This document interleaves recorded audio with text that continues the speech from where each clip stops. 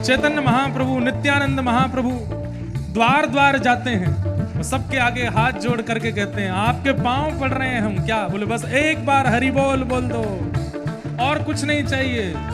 मेरी मैया तेरे पांव पड़ूं, एक बार हरि बोल।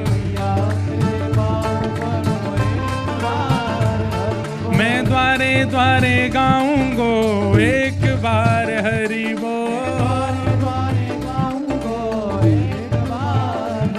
मैं सबको कहाऊंगो, एक बार हरि बोल। हे मैया तेरे पांव पड़ूं, एक बार हरि बोल। भैया तेरे पांव पड़ूं, एक बार हरि बोल। हे हरि बोल, हरि बोल, हरि हरि हरि बोल। भुजा उठा के बोलिए। हे हरि बोल, हरि बोल, हरि हरि हरि बोल। हे हरि बोल, हरि बोल, हरि हरि हरि बोल। हरि बोल, हरि बोल, हरि हरि हरि बोल। मैं नाम गुण गाऊंगो, हरि हरि हरि बोल। मैं सब सो कहाऊंगो, हरि हरि हरि बोल। हे हरि बोल, हरि बोल, हरि हरि हरि बोल। हरि बोल, हरि बोल, हरि हरि हरि बोल। श्री कृष्ण बोल, कृष्ण बोल, कृष्ण कृष्ण कृष्ण बोल। श्री राधा बोल, राधा बोल, राधा राधा राधा बोल। ओ जय राधे राधे, श्री राधे राधे, जय राधे राधे, जय राधे राधे, जय राधे राधे, श्री राधे राधे, जय राधे राधे, श्री राधे राधे।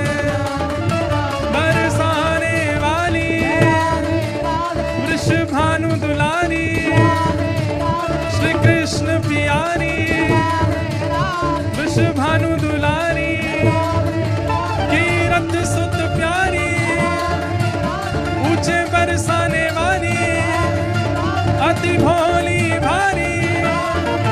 जय राधे राधे, ओ जय राधे राधे, जय राधे राधे, श्री राधे राधे, जय राधे राधे, जय राधे राधे, श्री राधे राधे, जय राधे राधे, श्री राधे राधे, जय जय श्री राम, जय जय श्री राम, जय जय श्री राम।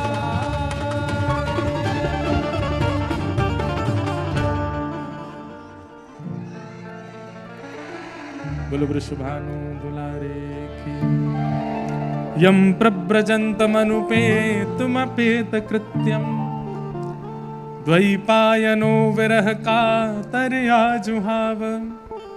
पुत्रेति तन्मयतया तर्वोऽभिनेदु, स्तं सर्वभूत हृदयं मुनिमानतोऽस्मि। श्री सुखदेव जी महाराज की। महात्म के द्वितीय श्लोक में श्री शुकाचार्य जी को वर्णन किया। सब लोग इधर देखिए, कोई रहने दीजिए, बहुत सुंदर भाव है। बंधुओं देखिए, एक बात हम आपसे कहें, जहां भक्त समुदाय खूब संख्या में बैठा होता है ना, हमको तरंगें आती हैं आप लोगों से, और वो तरंगें कुछ नए नए भाव प्रकट कराने की आज्ञा करती रहती हैं। एक बहुत सुंदर भाव है, ध्यान से सुनना। श्री शुकाचार्य जी कौन है? सुखदेव जी कौन है? अनेक भाव, अनेक कथाएं, व्यास जी के पुत्र आदि आदि हमने अनेक बार कथाओं में, और भी हमारे महापुरुष सब सुनाते रहते हैं। एक बहुत सुंदर भाव एक महापुरुष के द्वारा सुना हुआ।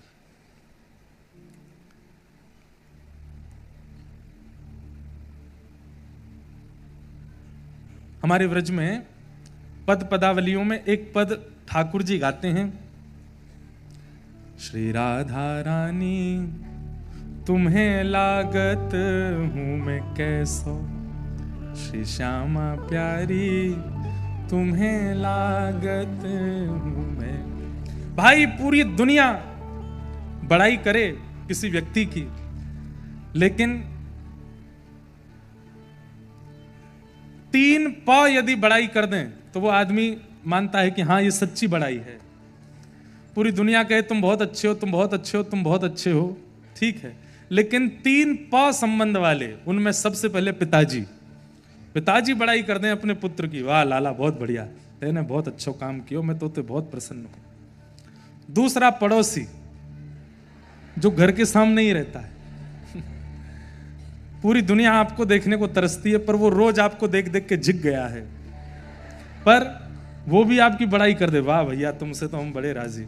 और तीसरी पत्नी अगर प्रशंसा कर दे तो समझ जाओ कि आप सच में कुछ अच्छा करके आए हो। पिताजी बहुत जल्दी बड़ाई नहीं करते, मां कर देती हैं, बहनें कर देंगी, पिताजी बहुत जल्दी बड़ाई नहीं करते अपने पुत्र की। ऐसी पड़ोसी भी बहुत जल्दी बड़ाई नहीं करते, बाकी पूरी दुनिया से जंग जीत आओ, पत्नी भी जल्दी बड़ाई नहीं करते। हमारा तो अनुभव अभी शुरू हुआ है तो अभी ज्यादा हमको अनुभव है नहीं, देखते हैं। आप सब यहां ज्यादा बैठे हो तो ये 3 ज्यादा बड़ाई कर दें तो समझो कि सही में कुछ अच्छा किया आपने। तो ठाकुर जी के मन में एक दिन भाव आयो, श्री जी मेरे सामने आमे तो मेरी बड़ी बड़ाई करें, आहा कैसे सुंदर अलकावली, कैसे सुंदर नेत्र हैं, कैसे सुंदर पत्रावली, कैसी सुंदर नासिका, आज श्याम सुंदर की पीतांबरी कितनी मधुर है, आज नूपुर कितने बढ़िया पहने। किशोरी जी जब ठाकुर जी से मिलते हैं तो किशोरी जी बहुत देर तक तो ठाकुर जी को मौन होकर के केवल एक एक श्रृंगार को देखती रहती हैं, कितना सुंदर श्रृंगार। इसलिए ठाकुर जी रज रज के श्रृंगार करते हैं। हर दिन किसी को सजना अच्छा नहीं लगता, और मैं ठाकुर जी को रोज सजते हैं, डेली। इनको रोज नए वस्त्र चाहिए, रोज नए इत्र चाहिए, रोज नया मुकुट चाहिए, रोज नया चंदन घिस घिस के लगाओ, नई नई पत्रावली, रोज नए पीछे बंगला बनाओ, रोज पीछे की पिछवाई बदलो। क्यों? तो ना पता श्री जी आमेंगी देखवे, तो जब श्री जी आमेंगी तो उनको देखवे में आनंद आवे। उनको अपने लिए नहीं सजते ठाकुर जी, श्री जी के लिए सजते रोज, एवरीडे। हमारे भारत के मंदिरों में पोशाक दोबारा आती नहीं ठाकुर जी को, एक बार पहन लिया बस हो गया काम, अब तो नई आएगी, इतना सजते हैं। तो श्री जी भी खूब प्रशंसा करती हैं, आज बहुत मधुर लग रहे हैं, बहुत अच्छे लग रहे हैं। ठाकुर जी ने मन में विचार किया, ये मेरे मुंह पे तो बड़ाई करें, पर असली प्रशंसा तो मैं तब मानूं जब मैं उपस्थित नहीं हूं, तब ये क्या कहती है मेरे बारे में, वो मुझे सुनाई दे। तो उसके लिए मैं क्या करूं? मेरे बिना जब श्री जी बैठती हैं तब क्या चर्चा करती हैं, क्या सोचती हैं, वो मुझे पता चले। तो ठाकुर जी ने योजना बनाई, मधुमंगल को सखी बनाया, मधुमंगल को नथनी पहनाई, कानन में कुंडल पहना दिए, ओढ़नी पहना दी, बढ़िया सुंदर उसका श्रृंगार विंगार करके बाल वाल आगे कर दिए। ए मधुमंगल बोला, हाँ तू श्री जी के समूह में चला जा, और वहां बैठ करके बस ये सुनना कि वो मेरी अनुपस्थिति में मेरी क्या बात करती हैं, वो मुझे आके बताना। पहले बार तो मधुमंगल सखी बन के वो जैसी चलने लगा तो उसकी चाल ऐसी मर्दानी वाली, ठाकुर जी बोले ऐसे नहीं चलना, 2 मिनट में पकड़ा जाएगा, थोड़ी चलना अदब से चले, ऐसे चलते हैं। सिखाया उसको। मधुमंगल थोड़ी दूर गया, लौट के आ गया, बोले लाला, बोले एक बड़ी दिक्कत है। बोले कहा, मोए हर 15 मिनट में भूख लगे, और माँ श्री जी क्या मैं कौनते मांगूंगो? ठाकुर जी बोले तो मैं खवा के भेज रहा हूँ, खूब सारो खवा के भेज रहा हूँ, और तू लौट के आएगा फिर दोबारा सबरो खवाऊंगा, माँ मत बोलियो कोई थे। मधुमंगल को खूब खवा पवा के भेजो, पहुंच गयो। श्री जी के साथ में इतनी सखियां चलती हैं कि कोई एक आध नहीं आ भी जाए तो पता नहीं चलता। तो मधुमंगल सखी बन के आ गया, श्री जी के समूह में आकर के चलन लगो। थोड़ी देर में भूख लगी आई उसको।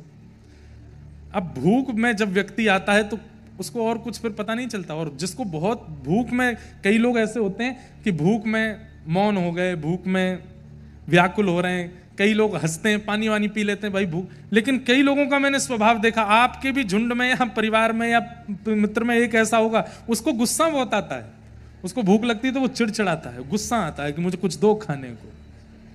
मधुमंगल ऐसी स्थिति में आ गया कि महाराज सखियों को कौन ही मारे, सखियां कहें अरे तू कौन सी है, मुझे बात मत करे, और सबको झटकावे। बोले ऐसी सखी तो कोई नहीं हमारे समूह में। जैसे तैसे करके महाराज मधुमंगल ने 2-2.5 घंटे निकाले, फिर भागा वापस। ठाकुर जी यहाँ चाव में बैठे थे 56 भोग मंगा करके। मधुमंगल दौड़ा आ रहा है सामने से। मधुमंगल बैठ जा, लाला सही में बता कहा बात सुन के आए हो, श्री जी कहा कह रहे। बोले पहले मुझको खवा दे। बोले ले तू पुआ खा, माल पुआ खा, रबड़ी खा, कलाकंद खा, ये खा वो सब खवाए, अब बता कहा बात है। वो लाला मैं भूख में इतना व्याकुल भयो कि मैंने कभी सुनो ही नहीं, मैं 2 घंटा बैठ के आया, मुझको कोई सुनाई नहीं दी। ठाकुर जी बोले दारी के अब तू 2 दिन व्रत करेगा, कुछ नहीं मिलेगा तुमको। ठाकुर जी ने और भी कई उपाय अपनाए, लेकिन किसी भी उपाय से अनुपस्थिति में श्री जी क्या बात करती हैं ये नहीं सुनाई दिया। तो एक दिन ठाकुर जी ने एक तोते का रूप धारण किया, एक सुख बन गए। आहा, तरवर छाओ तीर यमुना के सुआ पढ़ावत डोले।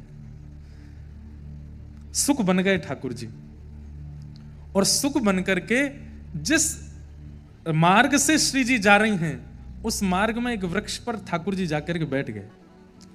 और जैसे ही किशोरी जी आई तुरंत वो तो कृष्ण कृष्ण कृष्ण कृष्ण कृष्ण कृष्ण कृष्ण कृष्ण कृष्ण, और जैसे तोता बोलता है कृष्ण कृष्ण कृष्ण, वैसे बोलने लगे।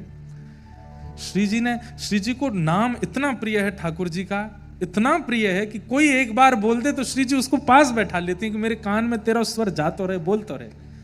जैसे ही कृष्ण कृष्ण शब्द सुना श्री जी ढूंढने लगी, तोता को ऊपर देखा, खूब सारे फल लेकर के आई, फल का प्रलोभन देकर के तोता को नीचे बुलाया, अपनी गोद में लेकर के सहलाने लगी। बोली और सुनाओ ना। तो वो तोता मधुसूदन, माधव, मोहन, मुरारी, ठाकुर जी के जितने नाम है सब बोलने लगे। और श्री प्रिया जी इतनी भाव निमग्न हो गई, वो तोता कभी यहां बैठे यहां बैठे यहां बैठे, कोई और थोड़ा ही है, ठाकुर जी हैं।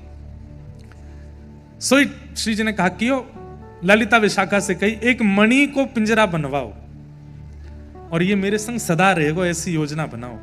मणि को पिंजरा मंगा करके वहां में जैसे ही ठाकुर जी भीतर पधरा, ठाकुर जी बोले अब मैं क्या करूंगा, ये तो थोड़ी बहुत देर के काजे में आयो, इनने तो मुझको भीतर ही धल लियो। और श्री जी कहें तेरी एक ही सेवा है, बोले कहा 24 घंटे हर क्षण ठाकुर जी को नाम बोलते रहे, मुझको सुनाई देने चाहिए, बस और कुछ नहीं। ठाकुर जी तो अनेक रूपाए विष्णवे प्रभ विष्णवे अनेक रूप धारण कर लेते हैं। तो जब निकुंज लीला हुई तो स्वयं ठाकुर जी तोता रूप में तो बैठे ही हैं, प्रत्यक्ष रूप में ठाकुर जी बन करके आए और ठाकुर जी ने आकर के श्री जी के साथ रास विहार किया। अचानक ठाकुर जी चिंता में बैठे तो श्री जी बोली, हे श्याम सुंदर आप इतने चिंतित क्यों?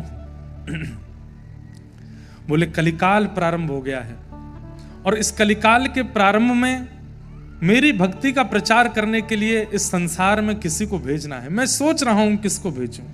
श्री जी बोली आप क्या गुण देखते हैं उसमें जो आपका जाकर के प्रचार करे? तो ठाकुर जी बोले जो 24 घंटा मेरो आपको स्मरण करता हो वो ही नीचे जाके प्रचार कर सकता है। तब किशोरी जी तुरंत उस मणि पिंजरे को लेके आई, बोले ये तोता बढ़िया है, बहुत सुंदर, देखो 24 घंटा आपको नाम गाते रहे। तब ठाकुर जी और किशोरी जी ने ठाकुर जी के ही स्वरूप उस सुख स्वरूप तोते को आज्ञा की कि अब आप धराधाम पर जाओ और धराधाम पर जाकर के सब में घर घर में जन जन में भक्ति का प्रचार करो। और वही सुख तोता किशोरी जी का जो ठाकुर जी ही हैं वही पृथ्वी पर श्री वेदव्यास जी के तनु के रूप में, पुत्र के रूप में श्री सुखदेव जी महाराज के रूप में प्रकट हुए। बोलो सुखदेव जी महाराज की। तत्रा भवत भगवान व्यास पुत्रो। अब यहां 2 बातें हैं कि भगवान शब्द किसके लिए प्रयोग किया गया। एक बात तो कही जाती है कि व्यास भगवान, और दूसरी बात कही जाती है कि व्यास जी के जो पुत्र हैं वो भी भगवान ही हैं। बंधुओं, आज 5000 वर्ष हो गए कलयुग को प्रारंभ हुए, श्रीमद् भागवत जी की कथा पूरे विश्व में चल रही है। किसकी कृपा से? सुखदेव जी की कृपा से। ये कोई मानव या कोई जीव नहीं कर सकता कि उसका एक प्रयोजन हजारों वर्षों तक चलता रहे। ये तो ठाकुर जी ने ही किया है, इसीलिए घर घर में जन जन में भागवत का प्रचार चल ही रहा है। तो सुखदेव जी कौन है? स्वयं ठाकुर जी ही सुख स्वरूप बन करके आए हैं, अपनी लीला और भक्तों की लीला हम सब तक पहुंचाने के लिए। ऐसे श्री सुखदेव जी को हम बारंबार प्रणाम करते हैं। महात्म में 88,000 सौनकादि ऋषि सूत जी महाराज से प्रश्न करते हैं और प्रश्न करते हुए कहते हैं, श्रेयसाम यद भवेत् श्रेय पावनानां च पावनम कृष्ण प्राप्तिकरं शश्वत साधनम तद्वदाधुना। श्रेष्ठ से श्रेष्ठ इस कलिकाल में भगवत प्राप्ति का क्या साधन है? कृपा करके मुझे बताओ। मुझे ठाकुर जी कैसे मिलेंगे? हमें ठाकुर जी कैसे मिलेंगे? कृपा करके हमें बताओ। बहुत सावधानी से सब लोग सुनिएगा। तब सूत जी महाराज उत्तर देते हुए कहते हैं, क्या? कालव्याल मुखग्रास त्रास निर्णास हेतवे श्रीमद्भागवतम शास्त्रम कलौकीरेण भाषितम। काल रूपी व्याल यानी कि सर्प, काल रूपी सर्प के मुख में मैं आप हम सब लोग ग्रास के रूप में हैं। वो जब अपना मुख बंद कर ले तब हमारी मृत्यु कभी भी हो सकती है। और उस मृत्यु के भय से बचने के लिए पूरा विश्व कर्म कर रहा है। उस मृत्यु के भय को दूर करने वाली और मृत्यु को उत्सव बनाने वाली एक ही स्थिति है संसार में। क्या? श्रीमद् भागवती वार्ता, श्रीमद् भागवत की कथा। उसका आश्रय जो ले लेगा उसकी मृत्यु उत्सव बन जाएगी और कहीं ना कहीं वो अपने जीवन काल में भगवत साक्षात्कार कर लेगा। इसलिए भागवत का आश्रय लो। भागवत ही कृपा करके आपको ठाकुर जी का अनुभव और दर्शन करा सकती है। सबने पूछा, 88,000 सौनकादि ऋषि कहने लगे, श्रीमद् भागवत में ऐसा क्या है कि उससे भगवत दर्शन हो जाता है? और पूर्व में किसी को हुआ है जो हम इतना विश्वास कर लें? तब बताया गया। बोले एक बार की बात है, नारद जी महाराज भ्रमण करते हुए बद्रीनाथ गए। मैं थोड़ा महात्मा का प्रसंग कह रहा हूं, ध्यान से सुने। अच्छा, एक मैं निवेदन कर दूं, जिन लोगों को 7 बजे से पूर्व जाने का भाव रहता है वो कृपा करके वैसी जगह बैठें कि वहां से सहज ही उठ के वो जा सकें।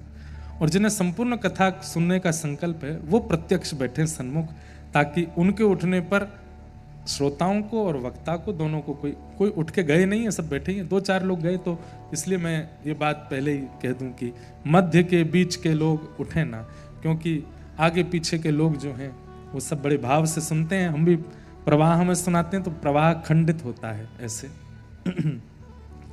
और नामदेव जी महाराज इसको कलिकाल का सबसे बड़ा पाप बताते हैं कि आप सत्संग और संकीर्तन को मध्य में छोड़ के जाते हैं। कोई बहुत अति जरूरी कार्य आ जाए तो ही क्षमा प्रार्थी होकर के जाना चाहिए, नहीं तो सत्संग का संपूर्ण लाभ। दूध का भोग रखा, बैठ गए, बोले पाओ। एक दिन निकल गया, नहीं पिया ठाकुर जी ने। नामदेव जी बोले आप नहीं पियोगे तो मैं भी नहीं पीऊंगा। दूसरा दिन दूध का भोग रखा, दूसरे दिन भी नहीं पिया, बोले मैं भी नहीं पीऊंगा। तीसरा दिन ठाकुर जी के आगे दूध रखा, आधा दिन निकल गया, ठाकुर जी ने फिर नहीं पिया। नामदेव जी बोले सुनो, मुझको पीना है, मुझको भूख लगी है और आप पी नहीं रहे हो, आपको बिना पवाए पी। ठाकुर जी प्रकट हो गए तुरंत, श्री पंडरीनाथ भगवान प्रकट हो गए, तुरंत दूध मुख से लगा के पीने लगे। नामदेव जी को पिलाया। ए नामा, ठाकुर जी नामा बोलते थे नामदेव जी को, बहुत सुंदर चरित्र है नामदेव जी का। ए नामा, बोले हाँ, ये कोई बात है? तेने मेरे सारे नियम कानून तोड़ दिए। बोले क्यों? 3 दिन में प्रकट कर दिया। अरे भाई कम से कम 3 साल तो लगाता। कलयुग में इतना समय नहीं है भगवान सबके पास 3 साल प्रतीक्षा करे तब आप आओ। 3 दिन में ठाकुर जी आ गए। आपकी गुजरात की जूनागढ़ की भूमि को मैं शायद आंकड़ों में ऊपर नीचे चला, संभवतः 52 बार ठाकुर, हाँ, 52 बार द्वारिकाधीश पधारे। 52 बार। अरे भाई ध्रुव जी को 1 बार दर्शन हुआ, प्रहलाद जी को 2 बार दर्शन हुआ।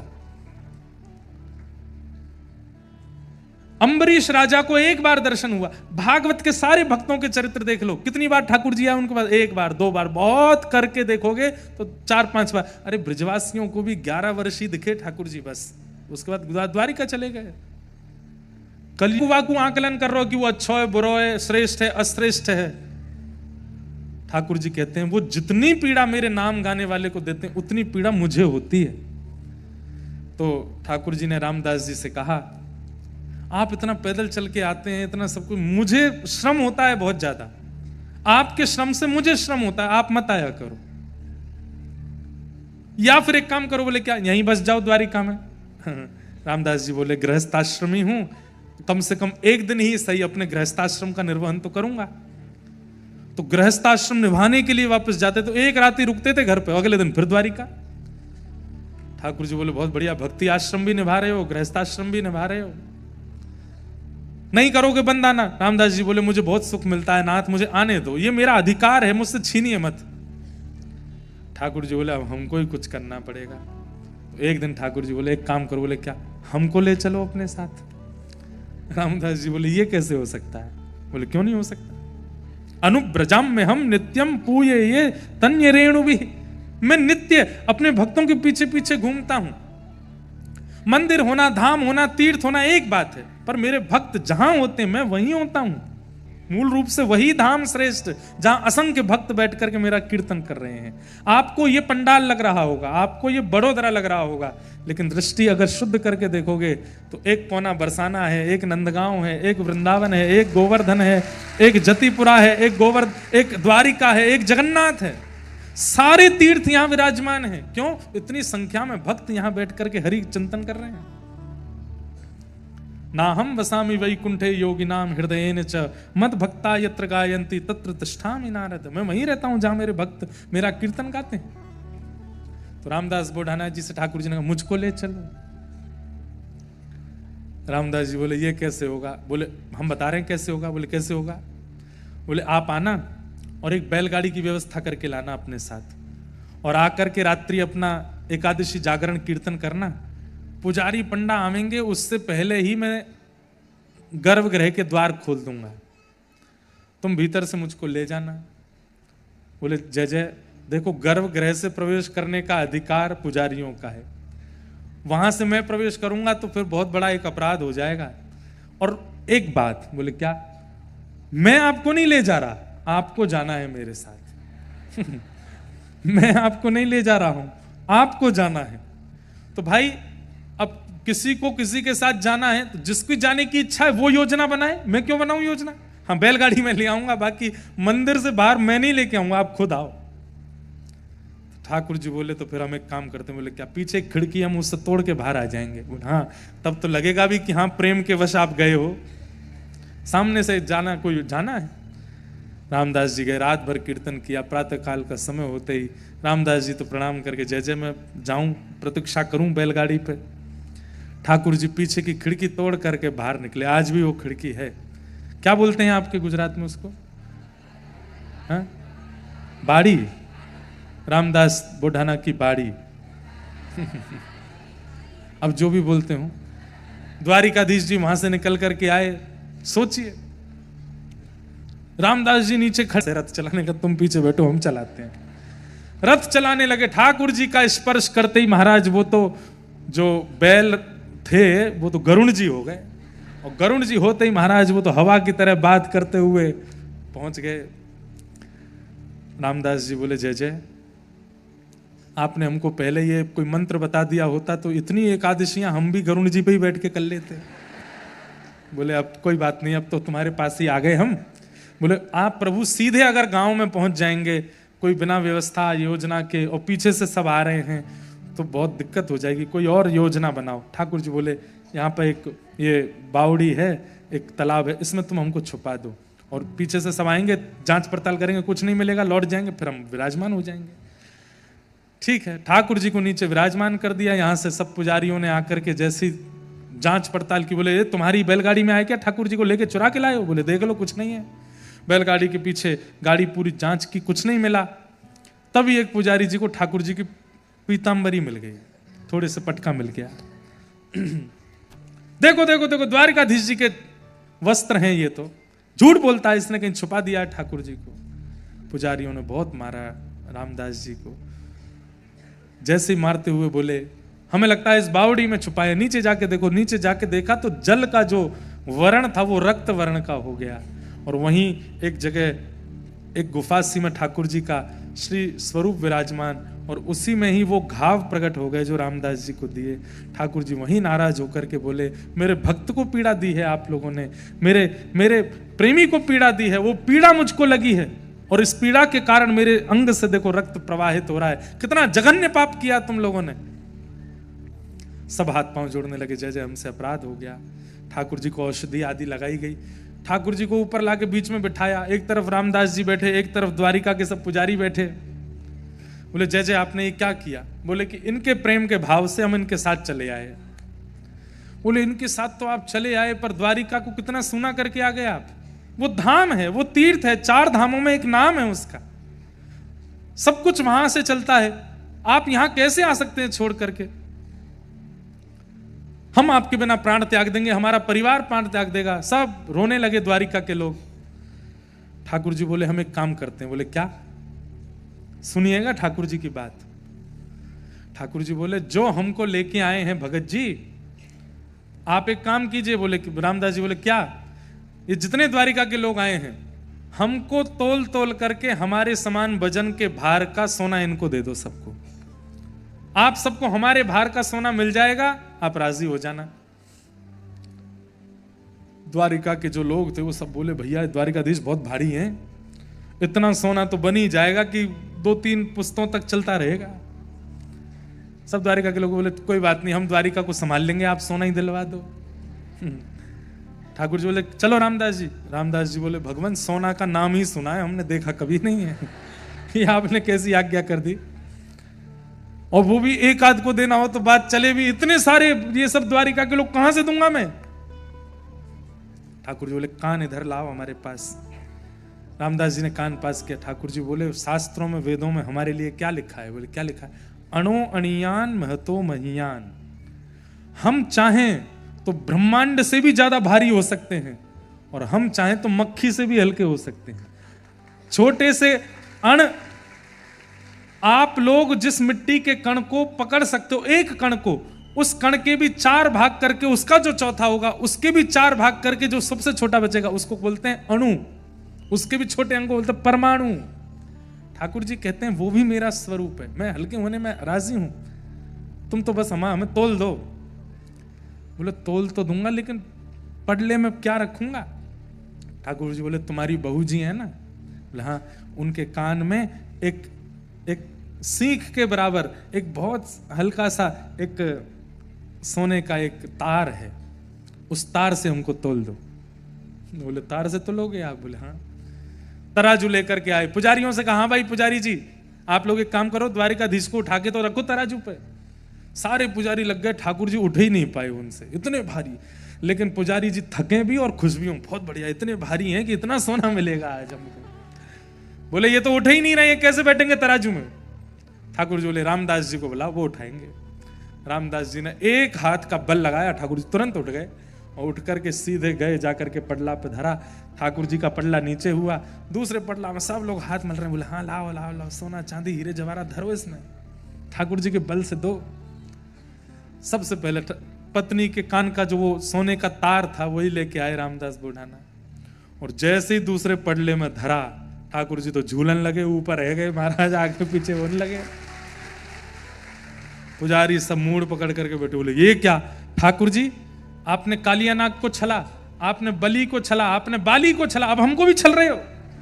हमसे आप टस से मस नहीं हो रहे थे और यहां इसकी पत्नी के कान के तार पर तुल गए आप। ठाकुर जी बोले तुम्हारा लोभ मुझे हल्का कर रहा है, इनका प्रेम मुझे हल्का कर रहा है, और तुम्हारा लोभ मुझे भारी कर रहा है। ये लोभ तुम्हारे चित्त में है, इस कारण से मैं भारी हो रहा हूं। रामदास बुढ़ाना जैसा प्रेम लेकर के आओ, ये तार भी मुझसे भारी हो जाएगा, मैं इतना हल्का हो जाऊंगा, इतना सामान्य हो जाऊंगा। रही बात, चाहे तुम जैसे प्रयास कर लो, अब मैं रामदास को छोड़ के जाना नहीं चाहता, मैं यहीं रहूंगा। और श्री रामदास बोढ़ाना के घर में ठाकुर जी विराजमान हो गए। पुजारियों ने कहा, नाथ अब द्वारिका की महिमा कैसे होगी? ठाकुर जी बोले, मेरा ही एक स्वरूप एक स्थान पर तुम्हें कुछ दिन में मिलेगा, वो मेरा ही प्रत्यक्ष स्वरूप है, वही मेरा द्वारिका का स्वरूप है, उन्हें तुम वहां विराजमान करो। और अब से मैं तो रामदास के साथ यहीं रहूंगा, यहीं पर विराजूंगा। और तब से रण छोड़ राय भगवान डाकोर जी श्री डाकोर जी में रामदास बोढ़ाना के घर में ही विराजमान हैं। आज भी ठाकुर जी वहीं बैठ करके दर्शन दे रहे हैं। भाई ध्रुव के लिए ठाकुर जी आए थे पर आके चले गए, प्रहलाद के लिए नृसिंह आए पर आके चले गए, पर कलयुग में जिसके लिए ठाकुर जी आए तो एक बार आए फिर गए नहीं लौट करके, सदा के लिए रह गए इसलिए कलयुग बहुत विशेष है। हम आप सब भाग्यशाली हैं कि इस कलिकाल में हमें कथा सुनने को मिल रही है, हमें भक्ति प्रवाह सुनने को मिल रहा है, हमें भक्ति मार्ग भक्ति पथ प्राप्त हो रहा है। और ये सब प्राप्त होना सामान्य बात है, इन सब प्राप्त वस्तुओं का उपयोग करके भक्ति मार्ग पर चलना, इसकी इच्छा हमारे चित्त में हो रही है, ये बहुत बड़ी बात है। इसलिए भैया इस मार्ग को स्वीकार करो, भागवत जी के माध्यम से ठाकुर जी के सुंदर भावों के प्रति अपना रुझान बढ़ाओ। नारद जी महाराज बद्रीनाथ पहुंचे, बद्रिकाश्रम जाकर के सनक सनंदन सनातन सनत कुमारों से कहा कि पृथ्वी पर मैंने सब जगह भ्रमण किया पर कहीं सुख नहीं मिला। तभी मैं वृंदावन गया और वृंदावन में मैंने एक आश्चर्य देखा कि एक वयोवृद्ध, एक युवा कन्या की गोद में दो वयोवृद्ध लेटे हैं। वो युवा कन्या भक्ति और उसकी गोद में जो दो वृद्ध वो ज्ञान और वैराग्य। भक्ति सबके चित्त में है पर ज्ञान विहीन और वैराग्य विहीन है, इसलिए ज्ञान और वैराग्य वृद्ध हो जाते हैं। बंधुओं, कितना ज्ञान होना आवश्यक है हम लोगों को? इतना ज्ञान होना आवश्यक है कि सही गलत की पहचान हो, इतना ज्ञान होना चाहिए। और वैराग्य कितना हो कि सामने कोई भी वस्तु आए और हम उस पर टूट पड़े, कम से कम ऐसी स्थिति तो हमारी नहीं होनी चाहिए। सामने कितनी भी विषय वस्तु आ जाए हम अपने मन को काबू करना सीख जाएं, ये हमारा वैराग्य होना चाहिए, इतना वैराग्य तो होना चाहिए, तब भक्ति प्रसन्न रहती है। अब लोग भक्ति भी कर रहे हैं, ना तो ज्ञान है ना सूक्ष्म वैराग्य भी नहीं है, तो फिर भक्ति प्रसन्न नहीं रहती है, भक्ति कष्टदायी हो जाती है। भक्ति महारानी ने नारद जी से प्रार्थना की, मेरे पुत्रों को युवा करने के लिए योजना बताइए। नारद जी महाराज ने अनेक ऋषियों से पूछा पर कोई बता नहीं पाए। तब बद्रिकाश्रम में सनत कुमारों से पूछा कि ज्ञान वैराग्य को युवा करने का कोई प्रयोजन बताइए। तब सनत कुमारों ने 4 प्रकार के यज्ञ बताए, द्रव्य यज्ञस्तपो यज्ञ योग यज्ञस्तथा परे स्वाध्याय ज्ञान यज्ञश्च ते तु कर्म विसूचका। 5 प्रकार के यज्ञ हैं, द्रव्य यज्ञ, तप यज्ञ, योग यज्ञ, स्वाध्याय यज्ञ और ज्ञान यज्ञ। इनमें सबसे विशेष यज्ञ कौन सा है? सत्कर्म सूचको नूनम ज्ञान यज्ञ स्मृतो बुधई। जो हम आप सब कर रहे हैं ये ज्ञान यज्ञ, श्रीमद् भागवत कथा ज्ञान महायज्ञ, ये सबसे बड़ा यज्ञ है। अगर कोई व्यक्ति कथा सुन ले, 7 दिन कथा सुने और केवल सुने नहीं, पालन करे, तत्श्रवण प्रपठन विचारण परो भक्त्या विमुच्चेन्नर, उसका पालन इंप्लीमेंट करे अपने जीवन में, उसका यह यज्ञ सफल होता है। और उसकी सफलता का एक ही फल मिलता है, उसके संपूर्ण जीवन काल में मृत्यु से पहले भगवत दर्शन होगा ही होगा, निश्चित होगा। भागवत जी का प्रसाद है, भागवत जी का प्रसाद था। भागवत जी प्रेम प्रसाद देती हैं, श्री कृष्ण को प्रेम प्रसाद रूप में प्रदान करते हैं। इस प्रकार से 5 यज्ञों में ज्ञान यज्ञ श्रेष्ठ है। उस ज्ञान यज्ञ को आप नारद जी कराओ, ज्ञान वैराग्य प्रसन्न होंगे। ज्ञान यज्ञ भागवत का कराया गया, सब ऋषिजन आदि सब उसमें पधारे, लेकिन जैसे ही भक्ति सुतौ तौ तरणौ गृहीत्वा प्रेमैक रूपा सहसा विरासीत श्री कृष्ण गोविंद हरे मुरारे हे नाथ नारायण वासुदेव नाथेति नामानि मुहुर वदन्ति। भक्ति महारानी जैसी कथा में पधारी अपने दोनों पुत्रों के साथ, कथा में आते ही ज्ञान वैराग्य दोनों पुष्ट हो गए। अब यहाँ जितने लोग बैठे हैं संभवतः सबके चित्त में ज्ञान और वैराग्य इस समय पुष्ट हो गए हैं। ज्ञान तो ऐसा हो गया होगा कि अब हमारे सामने कोई है ही नहीं कुछ भी। घर पे जाएंगे तो जो लोग घर से नहीं आए उन पे भार बन जाएंगे। 4 घंटा बैठ के सुन के आए हम, 1 मिनट भी हिले नहीं, एक घूंट पानी नहीं पिया हमने, उठ करके भी नहीं गए बाहर एक भी बार, भीड़ ही इतनी थी, जगह ही नहीं थी। और बीच में महाराज जी टोक और देते हैं उठने वालों को, कहां से जाएं। लेकिन 4 घंटे पूरी बैठ के सुनी हमने कथा। ज्ञान आता है पर अभिमान के साथ आ जाता है, वैराग्य आता है पर अभिमान के साथ आ जाता है। हमने ये छोड़ दिया, हमने वो छोड़ दिया, हम ऐसा नहीं करते, हम ये नहीं करते, हमने वो कर दिया। ये अभिमान युक्त जब ज्ञान वैराग्य आते हैं तो समझो भक्ति पुष्ट नहीं है।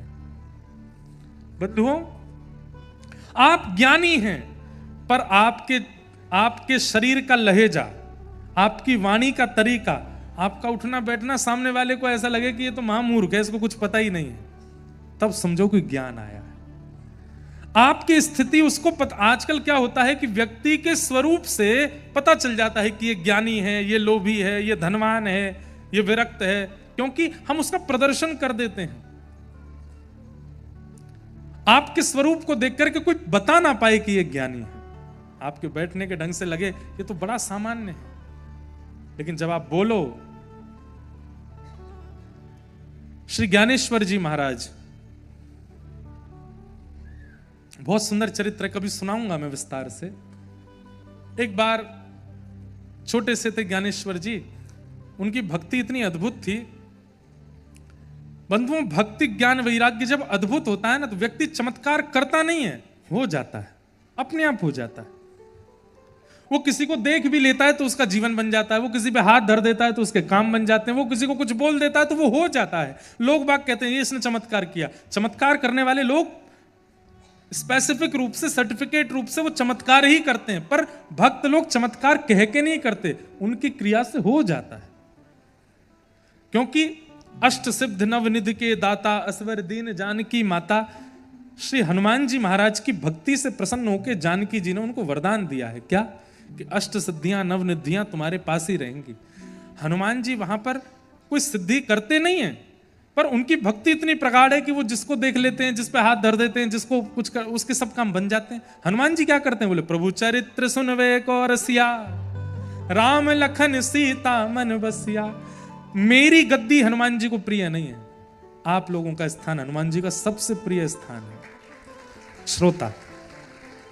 अरे श्रोता बनने के लिए साकेत जाना तक ठुकरा दिया हनुमान जी ने। जब रामलीला पूर्ण हुई, विमान में बैठ के सब जाने लगे, हनुमान जी नीचे खड़े हाथ जोड़ के। राम जी बोले चलो। जय जय। कहाँ? बोले साकेत। एक बात बताइए। बोले क्या? साकेत में कथा होती है, साकेत में सत्संग होता है, साकेत में व्यास होते हैं। राम जी बोले जिस साकेत में प्रत्यक्ष मैं बैठा हूं सामने, वहां कथा की क्या आवश्यकता? कथा तो वहां सुनी जाती जहां अप्रत्यक्ष रूप से मेरी उपस्थिति नहीं है, तो कथा सुन के मुझे उपस्थित किया जाता है हृदय में, वहां कथा सुनते हैं। साकेत में तो मैं बैठा हूं, वहां कथा की क्या आवश्यकता? हनुमान जी बोले तो फिर ऐसा साकेत आपको प्रणाम करके देते हैं, हम इस पृथ्वी का त्याग नहीं करेंगे, क्योंकि यहां कथा रोज होती है, मैं उस कथा को सुनने जाऊंगा, कथा नहीं त्याग सकता। इसलिए चारों युग परिताप तुम्हारा। 3 युग में सब देवता हैं, पर कलयुग में हनुमान जी भी। कहां हैं? बोले कथा से। उनके कोई संतान नहीं थी, प्राण त्यागने की भावना से वन में जाने लगे। तभी एक महापुरुष ने आकर के उनको समझाया कि ठाकुर जी जो दें उसमें राजी रहना चाहिए, जो नहीं दें उसमें भी राजी रहना चाहिए। किसी को पुत्र दिया तो वो पुत्र में राजी रहे, पुत्री दी तो उसमें राजी रहे, पुत्र पुत्री दोनों ही नहीं दिए तो उसमें भी राजी रहे, ब्याह कर दिया तो राजी रहे, ब्याह नहीं हुआ तो भी राजी रहे। ठाकुर जी ने जो विधान बनाया, निधान बनाया, उसको स्वीकार करे। लेकिन आपत्ति काल में प्रवचन सुहाते नहीं है। जब मन में किसी चीज की जिद होती है ना, तब प्रवचन अच्छा नहीं लगता, समझाने वाले अच्छे नहीं लगते। समझाने वालों की बात तभी अच्छी लगती जब ठोकर लग जाती है। समझाया गया ऐसा मत करो, नहीं नहीं हम तो करेंगे, और फिर जब कर देते हैं, करने के बाद जब हानि हो जाती है, तब कहते हैं भैया तुम सही कह रहे थे और हमको बता दो, आगे ध्यान रखेंगे। पहले ही समझ लिया गया होता तो इतनी हानि नहीं होती। आत्मदेव जी माने नहीं, बोले नहीं मुझे तो संतान चाहिए, मैं तो पुत्र के बिना नहीं रह सकता। तब आत्मदेव जी ने एक फल दिया, आत्मदेव जी को एक फल दिया ब्राह्मण ने, और कहा अपनी पत्नी को खिला देना, इस फल को खाने से एक संतान आपको हो जाएगी। लेकिन 1 वर्ष के कुछ नियम हैं, उनका पालन करना पड़ेगा। बोले क्या? सत्यम शौचम दया दानम एक भुक्तम तु भोजनम वर्षावधि स्त्रिया कार्यम येन पुत्रोति निर्मल। सबसे पहला, आपकी पत्नी फल खाने के बाद सत्यम, सत्य बोले। शौचम, पवित्रता का ध्यान रखे। दया, सब पर दया करे, शत्रु भी आ जाए उस पर भी दया करे। दानम, रोज दान करे। और एक भुक्तम तु भोजनम, एक समय भोजन करे। 1 वर्ष तक इस फल को खाने के बाद यदि इन 5 नियमों का पालन करेंगी तो उनके गर्भ से तेन पुत्रोति निर्मल, एक निर्मल बालक का जन्म होगा। औषधि के साथ में परहेज बताया ही जाता है, कथा के साथ भी परहेज होते हैं। और जो उन परहेजों का ध्यान नहीं रखते, कथा सुनकर के भी फिर कोई विशेष उनके जीवन में परिवर्तन होता नहीं। कथा सुनने वालों का एक ही परहेज है, क्या?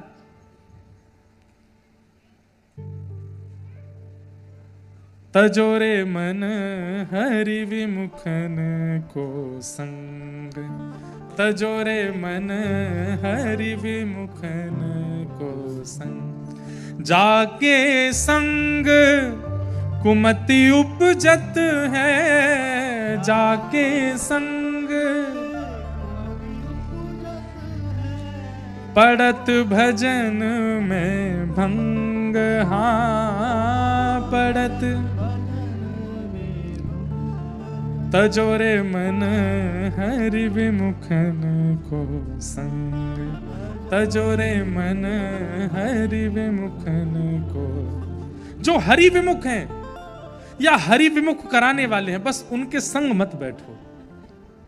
इतना मात्र परहेज है आपके लिए। आपने जिसको आज रिक्वेस्ट की थी कि भाई कथा में चलो हमारे साथ, और उसने कहा नहीं मेरा मन नहीं लगता, ब्लॉक मारो उसको अभी। यही परहेज है। सारे रिश्ते नाते खत्म करो आज ही। बोले भैया इस नव वर्ष पे हमको यही गिफ्ट दीजिए कि आज से तुम हमारे कुछ हो ही नहीं। क्यों? तुमको कथा प्रिय नहीं, तुमको ठाकुर जी की लीला प्रिय नहीं, तुमको ठाकुर जी का दर्शन प्रिय नहीं, तो तुम हमारे प्रिय कैसे हो सकते हो? जो हरि का नहीं वो हमारा नहीं। बस ये परहेज होना चाहिए, और इसके अलावा कोई परहेज नहीं है भक्तों के लिए। तजोरे मन हरि विमुखन को संग, और जाके संग कुमति उपजत है।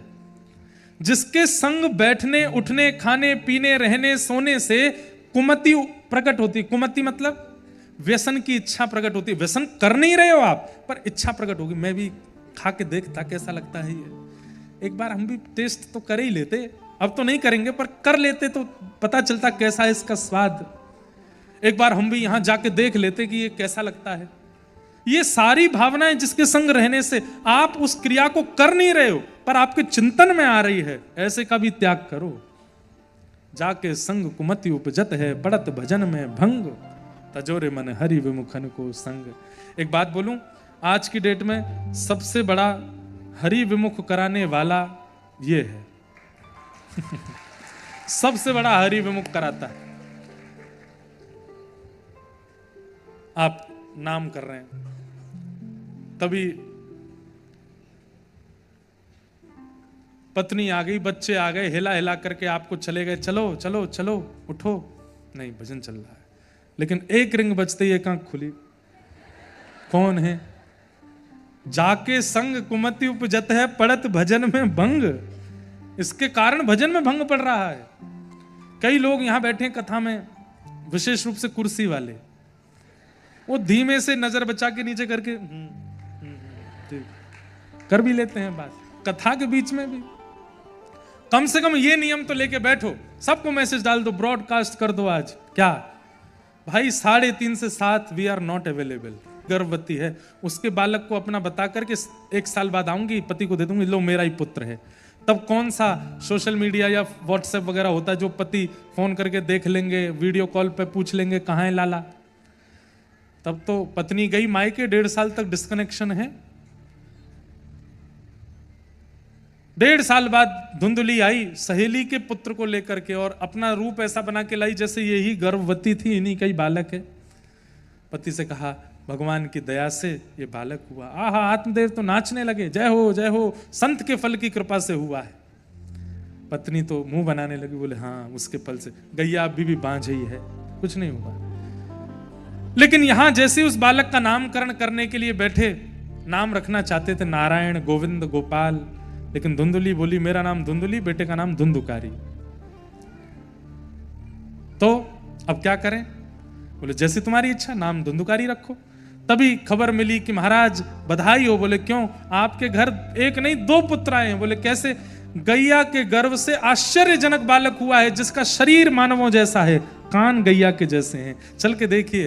गौशाला में जाकर के देखा तो श्री गोकर्ण जी महाराज का प्रादुर्भाव है। कान गऊ के समान बड़े हैं पर शरीर मानवों जैसा है, ऐसे गोकर्ण जी हुए। पिता ने गोद में लिया और धुंधुली से कहा बड़े बेटे का नाम तुमने रखा, इनका नाम हम रखते हैं गोकर्ण। गो कहते हैं ज्ञान को, कर्ण कहते हैं कान को। इस समय आपका नाम चाहे जो भी हो पर आप सब गोकर्ण हैं, क्योंकि आप ज्ञान, भक्ति, वैराग्य, भाव की कथा सुन रहे हैं। आप सब गोकर्ण हैं। गोकर्ण जी महाराज और धुंधुकारी दोनों बड़े हुए। धुंधुकारी दुष्ट हुआ और गोकर्ण जी पंडित ज्ञानी हुए। दुष्टता इतनी ज्यादा बढ़ गई कि बाहर व्यसन, विचार और ये सब तो बिगड़े, घर में आके माता पिता को मारना पीटना शुरू कर दिया। बंधुओं, जो व्यक्ति पाप करता है उसको नरक जाना पड़ता है। जो महापाप करता है, जो महापाप करता है उसको प्रेत बनना पड़ता है। और उन महापापों में एक महापाप है माता पिता पर हाथ उठाना, उनको अनर्गल बोलना, उनके प्रति दूषित भावना रखना। भगवान ना करे इस पंडाल में तो कोई भी ऐसा बालक नहीं है, पर कई संसार में ऐसे लोग भी हैं। अभी बंबई में मेरी कथा थी तो एक बहन रात्रि 1:30 बजे तक खड़ी रही नीचे। तो मुझे किसी ने बताया कि महाराज जी आप उठो चलो। वो कथा के विश्राम से नीचे ही खड़ी है। नीचे जाकर के हमने देखा, मैंने क्या बात है? बोली महाराज जी मेरा भाई मुझे मारता है, मेरी माँ को भी मारता है, पिताजी हमारे हैं नहीं। मैंने कहा भैया देखो आपके घर का निर्णय है, इसमें मैं क्या कह सकता हूँ, लेकिन आप आई हैं, पूछना चाह रही हैं, तो ऐसे भाई का त्याग करना ही आपके लिए धर्म है, जो आपकी माँ को ही मारता हो, जो आपके प्रति ऐसी दूषित भावना। भाई देखो, भाई, पिता, पति, पुत्र, इन सब नामों के अर्थ होते हैं और उन अर्थ में सबसे पहला अर्थ होता है रक्षक। और वो रक्षा ही नहीं करता है तो कैसा पति? रक्षा ही नहीं करता तो पिता कैसे? रक्षा ही नहीं करते तो भाई कैसा? कई लोगों के पिता भी ऐसे हैं। कई यहां हमारी कथा में तो युवा ज्यादा आते हैं। युवाओं को आप सोच नहीं सकते कितने कितने युवाओं के मेरे पास में संदेश आते हैं, घर में बंद करके 5-5 दिन तक मारते हैं माता पिता। किस बात से? कि भजन क्यों करता है, कथा क्यों सुनता है। अरे व्यसनी व्यभिचारी हो जाए तो सुखी हो आप। ऐसी स्थिति में हम बालकों को तो ये कहते हैं भाई माता पिता के प्रति तो प्रहलाद जी वाली बुद्धि रखो, मत त्यागो, ठाकुर जी ही नृसिंह बन करके आके कृपा करेंगे। बाकी संबंधों में आपको अधिकार है, अगर वो भक्ति में विक्षेप डालते हैं और अपनी स्थिति से ऊपर जाकर के राक्षसत्व को ग्रहण कर लेते हैं तो त्याग ही विशेष अधिकार है। त्यागो, उनका त्याग ही करो अगर वो राक्षसत्व में है। यहां भी वही किया, मां त्याग करके बेटा को घर से चली गई, लेकिन कुआं में गिर गई तो प्राण निकल गए। पिता के ऊपर भी हाथ उठाया तो आत्मदेव जी ने भी ग्रह का त्याग कर दिया और वन में जाकर के भजन करने लगे। तब गोकर्ण जी महाराज ने जाकर के आत्मदेव जी को ज्ञान उपदेश किया। पिताजी आप क्यों दुखी हो रहे हैं? बोले कि मेरे पुत्र ने मुझको मारा, मेरे ऊपर ऐसा किया। तब बोले कि आपका ये मेरा शब्द जो आता है ना, इसमें दुख छुपा होता है। बहुत ध्यान से सुनना, अगर आप लोग सुन सको 10 मिनट और, इतनी सुंदर वार्ता है ये। क्यों? मेरा। पहले दुख का कारण है मैं और दूसरे दुख का कारण है मेरा। ये दोनों ही जिस दिन समाप्त हो जाएं, आपको कोई दुनिया की ताकत दुखी नहीं कर सकती। पहला तो आपने मैं निकाल दिया। हमारे पूज्य पिताजी गाते हैं, मैं नहीं मेरा नहीं, यह तन किसी का है दिया। कौन मैं? आपको बहुत ज्यादा मैं करने की इच्छा होती है कि मैं ऐसा हूं, मैं वैसा हूं, मैंने ये किया, मैंने वो किया। आज मेरे कहे से अपने शरीर से एक बात कहना, क्या? अरे ओ मैं, ऐसी कहना, अरे ओ मैं, तुझे मैंने जब से जन्म लिया है तब से लेकर के अब तक तूने कहा गुलाब जामुन खिलाओ, खिलाया, रसगुल्ला खिलाए, पिज़्ज़ा खिलाया, बर्गर खिलाया, चाउमीन खवाई और थेपला खिलाया, फाफड़ा खिलाया, खमन खिलाया, श्रीखंड खिलाया, ये खिलाया, वो खिलाया। लेकिन अब तू मेरी एक बात सुन ले। बोले क्या? आगामी 7 दिन तक मैं तुझे कुछ नहीं खिलाऊंगा, लेकिन खबरदार तू भूख को प्रकट मत करना। मानेगा आपकी बात? ये मानेगा आपकी बात?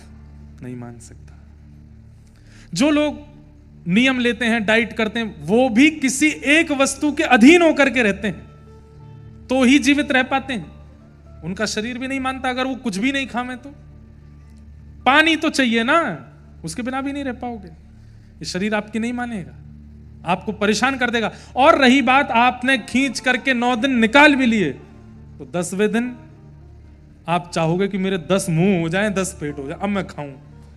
क्योंकि ये इच्छा को मारा था मैंने। इच्छा तो रोज प्रकट हो रही थी ना। इच्छा ही प्रकट ना हो ऐसा शरीर का इच्छा, ऐसा शरीर नहीं हो सकता। जो आपकी ही नहीं मानता है उस पर अभिमान क्यों करते हैं हम? शरीर को कह दीजिए, ए चल तू अब हो गया 30 साल का, 28 का हो गया, 25 का हो गया, अब मेरी बात सुन। बोले क्या? अब हर साल हमारा शरीर मेरी आयु बढ़ेगी, पर तू बूढ़ा नहीं होना, तेरा एक भी बाल पकना नहीं चाहिए, ये हेयर फॉल नहीं होना चाहिए, तू वृद्धावस्था को नहीं जाना चाहिए। मानेगा शरीर? नहीं मानेगा। जो आपके वश में ही नहीं है उस पर अभिमान क्यों? जो आपकी मानता ही नहीं है उस पर अभिमान क्यों? रही बात अपने पे अभिमान नहीं कर सकते तो अपनों पे तो कर सकते हैं। बेटा बेटी, परिवार, पत्नी पति, खानदान आदि, ये सब कोई अपना नहीं है। केवल और केवल आप एक्टिंग करो संसार में सबके साथ। हम बहुत बहुत पते की और बहुत ऊंची बात कह रहे हैं, और इसको बोलते हैं ना जैसे डार्क ट्रुथ, बहुत काला और गहरा सच है ये। वही व्यक्ति संसार में निभ पाएगा जो केवल एक्टिंग कर रहा है। सबके सामने एक्टिंग करो, अरे आप तो हमारे ऐसे हो ऐसे हो, सबसे वास्तविकता केवल और केवल इनके सामने।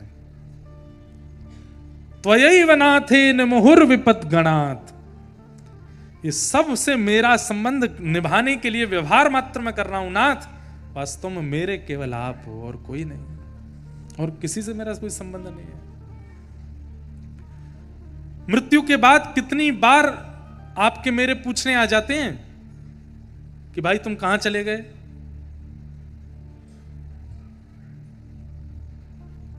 एक गजल जैसी गजल है, जाने भजन तो नहीं है। चिट्ठी ना कोई संदेश, जाने वो कौन सा देश, जहां तुम चले। अब ये लोग जीवित लोग गाते हैं मृतक व्यक्ति के लिए कि तुम कहां चले गए।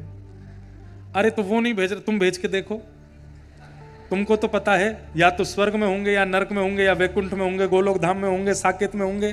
5-6 चिट्ठियां लिख के तुम ही भेजो, कौन पूछता है? कोई नहीं। कहां हो नहीं पता।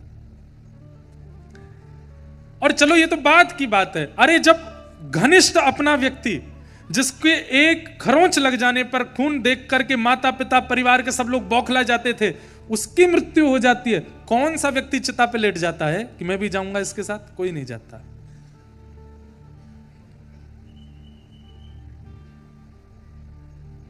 संसार में सब संबंध केवल निभाने के हैं, केवल और केवल आपको उसका प्रदर्शन मात्र करना है। और खूब अच्छे से करो, खूब रोइए भी मिलकर के, खूब मिलकर के आनंदित भी होइए, खूब प्रेम दीजिए, पर वास्तविक हृदय का जो भाव है वो केवल ठाकुर जी को दीजिए। बिन गोपाल को नहीं अपनो, जासो कीरत रही है। सूरदास जी का पद है, जा प्रिय तम सो प्रीति घनेरी, सो देख डर जई हैं। कोई बहुत अपना घनिष्ठ चला गया, जिसके साथ चाय पीते थे, जिसके साथ ब्रेड पोहा खाते थे, खमन श्रीखंड खाते थे, ऐसा मित्र चला गया। मानो मित्र ने कहा कि भाई तेरे बिना तो मैं टूट जाऊंगा, और वो चला गया। जाने के बाद अब वो रो रहा है, मित्र अरे तुम कहां चला गया भाई, तेरे बिना मैं कैसे रहूं, अब तो चाय अकेली नहीं पी जाएगी, अब तो श्रीखंड अकेले नहीं खाया जाएगा, तू कहां चला गया। मानो गए हुए को इतनी याद आई, उसने यमराज जी से कहा मुझे बहुत याद कर रहा है, एक बार मुझे जाने दो इसके पास। 1.5-2 महीने बाद यमराज जी बोले अच्छा ठीक है जाओ, 1 मिनट का समय देते मिले आओ। यमराज जी ने उसको भेज दिया। आप उसकी याद में रो रहे थे, कहां चला गया मेरा मित्र। कमरे में लेटे लेटे पंखे को देख रहे थे, घूम रहा है, और तभी देखा कि पंखे के ऊपर कोई बैठा है और वो ऊपर से ही कह रहा है चलें चाय पीने। क्या होगा? भूत पिशाच निकट नहीं आवे, महावीर जब नाम सुनावे, ना सरोगा रस पीरा जपत निरंतर हनुमत वीरा, जय जय जय हनुमान गोसाई कृपा करो गुरुदेव की नहीं। जाओ भाई, तू तो मुझे याद कर रहा था, अब नहीं आ रही है, तू जा। सूरदास जी कहते हैं जा प्रियतम सो प्रीति घनेरी, मृत्यु के बाद सो देख डर जाए हैं। अरे मृतक व्यक्ति अगर चलने लग गया सब भाग जाएंगे वहां से। कैसा प्रेम है हम लोगों का, जो एक समय पर हमें भयभीत कर सकता है, वो प्रेमी कैसा हो सकता है? पर ठाकुर जी किसी भी स्थिति में भयभीत नहीं कर सकते, इसलिए असली प्रेमी यही है। इनकी कोई भी स्थिति, परिस्थिति, मनस्थिति हमें भययुक्त नहीं करेगी बल्कि निर्भीक करेगी, इसलिए प्रेमी यही है। जा प्रियतम सो प्रीति घनेरी, सो देख डर जाई हैं, बिन गोपाल को नहीं अपनो, जासों की रत रही हैं, मन पंछी उड़ जाए। पिताजी आपने उसको अपना माना, इसलिए उसकी क्रिया आपको कष्ट दे रही है, अपना मत मानो, कोई कष्ट नहीं होगा। ये बात जब धुंधुकारी जी ने, गोकर्ण जी ने अपने पिताजी को समझाई, समझ करके भागवत जी का आश्रय लेकर के भगवत धाम को प्रस्थान कर गए। तत्पश्चात वहां धुंधुकारी मर करके प्रेत बना गया, श्राद्ध से भी मुक्ति उसको प्राप्त नहीं हुई। तब भागवत जी की कथा कराई और श्रीमद् भागवत की कथा से 7 दिन में ही वो मुक्ति को प्राप्त होकर के दिव्य रूप धारण करके भगवत धाम को प्रस्थान कर गया। बोलो भागवत महापुराण की जय। असारे संसारे विषय विष संगाकुलधिय, क्षणार्धम क्षेमार्थम पिबत सुख गाथा तुलसुधाम, किमर्थम व्यर्थम भो ब्रजत कुपथे कुत्सित कथे, परीक्षित साक्षी यत् श्रवण मुक्त्युक्ति कथने, परीक्षित साक्षी यत् श्रवण गत मुक्त्युक्ति कथने। बोलो श्रीमद् भागवत महापुराण की। भागवत जी का ऐसा महात्म्य सुनाया गया। इस असार रूपी संसार में केवल भक्ति ही है, कथा ही है, जिससे भगवत अनुभव हो सकता है, क्षण भर का भी सत्संग कृपा कर सकता है। हमारा सौभाग्य है कि इस नव वर्ष के प्रारंभ में हम आप सब लोग बड़ोदरा के इस पावन प्रांगण में बैठ करके कथा श्रवण कर रहे हैं। प्रथम दिवस की आज महात्म की कथा को हम यहाँ विश्राम देते हैं। द्वितीय दिवस की कथा कल ठीक 3:30 बजे हमारे आने का समय है। आप लोग पहले ही आ जाए और आकर के बैठें, जहाँ जिसको स्थान मिले वहाँ बैठें।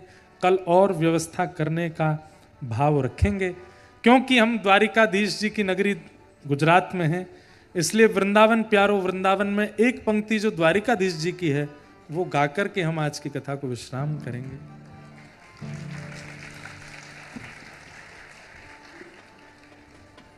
विप्रधेनु संतन के कारण रण छोड़ो ब्रजना, विप्रधेनु संतन के कारण रण छोड़ो ब्रजना, ओ विप्रधेनु संतन के कारण रण छोड़ो ब्रजना, विप्रधेनु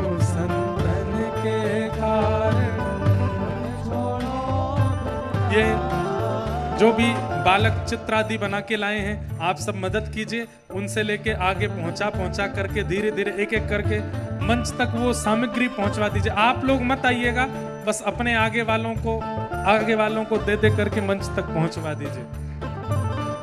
गोमती तट द्वारवती पधारे, गोमती तट द्वारवती, गोमती तट द्वारावती पधारे, गोमती तट हो कहलाए द्वारिका नाथ। वृंदावन प्यारो वृंदावन, हे श्री वृंदावन प्यारो वृंदावन। गोमती तट द्वारावती पधारे, गोमती तट हो कहलाए द्वारिका नाथ। वृंदावन मेरो वृंदावन, हे श्री वृंदावन मेरो वृंदावन। हे आतुर हित हरिवंश पुकारो, राधा